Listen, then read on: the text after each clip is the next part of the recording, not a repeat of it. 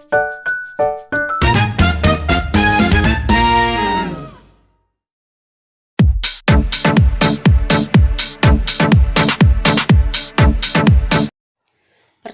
tindakan ekonomi. Nah, tindakan ekonomi adalah suatu usaha yang dilakukan oleh setiap manusia dengan berlandaskan pada setiap pilihan-pilihan yang lebih menguntungkan demi memenuhi suatu kebutuhannya. Nah, tawar-menawar sendiri merupakan salah satu contoh dari tindakan ekonomi yang dilakukan oleh penjual dan pembeli. Nah, hal itu yang dilakukan untuk mempertimbangkan keuntungan dan kerugian dari setiap tindakan ekonomi yang sudah dilakukan. Nah, dalam kegiatan ekonomi pun, adapun prinsip dari ekonomi, yaitu berusaha dengan pengorbanan sekecil-kecilnya, di mana hal itu bertujuan untuk memperoleh hasil tertentu atau memperoleh hasil yang lebih maksimal. Di sini ada jenis-jenis tindakan ekonomi, yaitu pertama di sini ada tindakan ekonomi rasional dan jenis kedua adalah tindakan ekonomi rasional. Nah, tindakan ekonomi rasional ini adalah tindakan yang dilakukan dengan pertimbangan atau pemikiran yang lebih matang. Tujuannya adalah agar seseorang dapat mencapai kepuasan yang lebih maksimal. Nah, sebagai contoh, seseorang lebih membeli atau memenuhi kebutuhan pokoknya. Nah, tanpa membeli atau kebutuhan yang memang tidak mendesak saat ini. Jadi dia lebih membeli kebutuhan pokok misalnya tanpa mengikuti atau keinginannya sendiri. Jadi dia lebih mementingkan kebutuhan mendesak. Nah, yang kedua adalah tindakan ekonomi rasional. Ialah tindakan yang tidak berlandaskan pada pikiran-pikiran yang sehat. Artinya dilakukan dengan tanpa mempertimbangkan faktor-faktor tertentu. Nah, sebagai contoh, seseorang yang membeli atau kebutuhannya mengikuti tren tanpa memikirkan untung rugi, baik itu finansial, jadi dia lebih mementingkan untuk membeli atau mengikuti tren saat ini.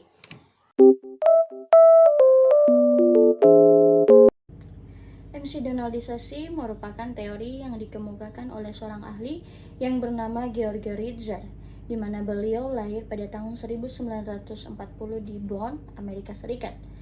Beliau mengemukakan bahwa emsidonaldisasi ini merupakan istilah yang ia gunakan untuk menggambarkan fenomena munculnya perusahaan-perusahaan besar atau perusahaan-perusahaan raksasa yang menjalar secara global dan dengan ide yang rasionalitas, sehingga perusahaan-perusahaan ini dapat mempengaruhi kehidupan budaya sosial masyarakat. Contoh dari perusahaan emsidonaldisasi ini yaitu perusahaan McD atau restoran McD, atau lebih kita kenal dengan makanan siap sajinya itu seperti KFC, ayam crispy, burger, maupun juga restoran yang menyediakan Starbucks atau minuman Starbucks. Itu merupakan contoh perusahaan siap saji atau contoh dari teori yang dikemukakan Ritzer ini dengan istilah emsidonaldisasi.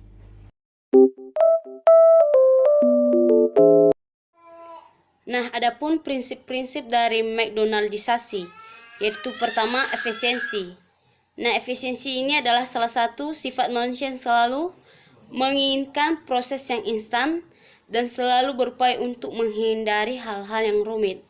Nah, salah satu dari elemen terpenting pada kesuksesan McDonald adalah efisiensi atau metode yang optimal pada produk yang mereka tawarkan.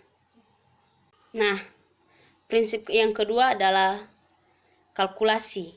Nah, kalkulasi ini adalah manusia yang selalu melakukan perhitungan-perhitungan dari segala aspek untuk membuat atau menentukan suatu keputusan yang diambil. Nah, kalkulasi ini menekankan pada aspek kuantitatif pada suatu produk yang dijual, baik itu ukuran, porsi, dan biaya. Dan layanan yang ditawarkan juga menjadi hal penting, baik itu waktu yang dibutuhkan untuk mendapatkan suatu produk. Nah, dalam sistem McDonaldisasi, kuantitas telah menjadi hal yang setara dengan kualitas. Nah, banyaknya suatu kecepatan pada pengiriman juga dapat diartikan menjadi sesuatu yang sudah pasti bagus produknya. Nah, di sini ada prinsip ketiga, yaitu prediktabilitas. Nah, prediktabilitas ini adalah manusia yang selalu lebih memilih sesuatu yang terprediksi akan sesuai atau masuk akal. Nah, dengan standar atau batasannya, atau juga tidak sempurna tapi juga tidak buruk. Nah, maksudnya di sini pada sistem McDonaldisasi juga selalu menawarkan kemampuan yang diprediksi atau untuk diprediksi. Nah, bahwa jaminan produk atau layanan yang mereka tawarkan akan sama dari waktu ke waktu dan di semua tempat. Nah, di sini ada prinsip keempat, yaitu kontrol. Nah, kontrol adalah manusia yang sudah terkontrol dan terstandarisasi oleh suatu sistem yang ada di masyarakat. Nah, elemen yang keempat ini sudah menjadi sistem yang McDonaldisasi miliki, yaitu berupa kontrol yang digunakan atau diberikan pada orang-orang yang sudah memasuki dunia McDonaldisasi. Jadi, kontrol ini sudah terstandarisasi dan sudah ada di McDonaldisasi, sehingga ini sudah menjadi faktor utama pada keberhasilan McDonaldisasi.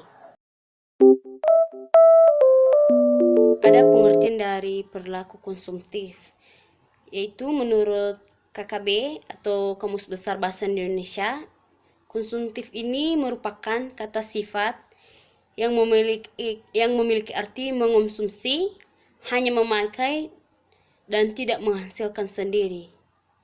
Nah, perilaku konsumtif ini adalah perilaku atau gaya hidup seseorang yang suka menghabiskan uangnya tanpa adanya pikir panjang. Nah, jika dibiarkan saja, perilaku konsumtif ini dapat menjadi masalah serius pada dirinya sendiri, seperti timbulnya stres finansial sampai dengan mengancam keseimbangan sumber daya alam. Nah, perilaku konsumtif ini juga adalah tindakan individu sebagai konsumen untuk membeli, baik itu mengonsumsi barang maupun jasa yang secara berlebihan dan tidak adanya rasional untuk mencapai kesenangannya tanpa mempertimbangkan kebutuhan atau manfaat dari barang yang sudah dia beli. Nah, bahkan untuk memperoleh pengakuan sosial atau mengikuti mode atau kepuasan pribadi. Nah, di sini perilaku konsumtif ini bisa merugikan setiap orang karena dia tanpa pikir panjang, untung rugi dia tidak memikirkan. Nah, jadi dia hanya mengikuti baik itu tren-tren sosial yang sudah dia lihat tanpa memikirkan kerugian untuk dirinya sendiri. Indikator yang pertama yaitu membeli barang atau produk karena adanya penawaran khusus. Artinya, seseorang membeli produk atau barang itu karena adanya penawaran atau promosi yang diberikan oleh perusahaan. Misalnya, contoh dekatnya itu perusahaan Alfamidi, di mana bisa kita lihat kalau perusahaan Alfamidi ini selalu menyediakan promo-promo barang untuk menarik perhatian para pembeli. Indikator yang kedua yaitu membeli produk karena penampilannya yang menarik, di mana artinya seseorang membeli suatu produk tersebut hanya melihat dari bentuk penampilan produk tersebut sehingga seseorang tertarik untuk membeli. Indikator yang ketiga yaitu membeli barang atau produk hanya karena penampilan atau gengsi, yang dimana artinya seseorang yang membeli barang dengan minat yang tinggi, atau misalnya seseorang perempuan yang membeli produk itu, misalnya baju atau pakaian, itu dengan memperhatikan penampilannya dia akan lebih memilih membeli barang yang elit atau dengan harga yang terkesan mahal dan mewah. Indikator yang keempat yaitu membeli produk atau barang dengan mempertimbangkan harga, di mana artinya seseorang yang berkeinginan untuk membeli sesuatu atau barang, ia akan mempertimbangkan dengan harga yang lebih murah, meskipun manfaatnya kurang baik atau misalnya kegunaannya atau kualitasnya itu kurang baik. Yang penting dia hanya memikirkan harga tidak terlalu mahal. Indikator yang kelima yaitu membeli produk atau barang hanya sekedar menjaga status atau bisa dikatakan menjaga image. Indikator yang keenam yaitu membeli produk atau barang karena terpengaruh oleh model yang mengiklankan, atau seseorang yang cenderung akan memakai atau membeli apapun yang diiklankan oleh idolanya. Indikator yang ketujuh yaitu membeli atau mencoba barang yang lebih dari 2 jenis. Misalnya, seseorang perempuan yang akan membeli skincare dengan merek lain, meskipun skincare yang sebelumnya itu belum habis, tetapi dia akan membeli skincare baru tapi dengan merek lain.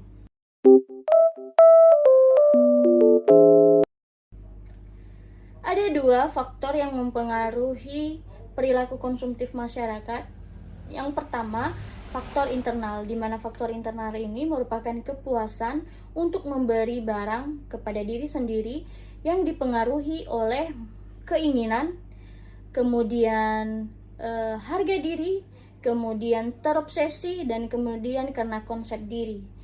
Faktor yang kedua yaitu faktor eksternal. Faktor eksternal ini biasanya berasal dari keluarga, budaya, ataupun kelompok dari seseorang tersebut.